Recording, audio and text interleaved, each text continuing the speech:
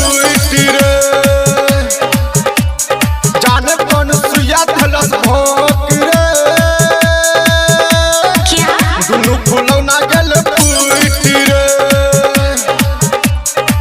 लोकता अकर आलू बम रे दुनु फुलौना गेल फूटी रे दुनु फुलौना गेल फूटी रे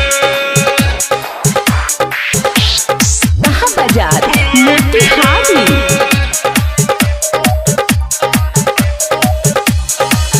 होठबा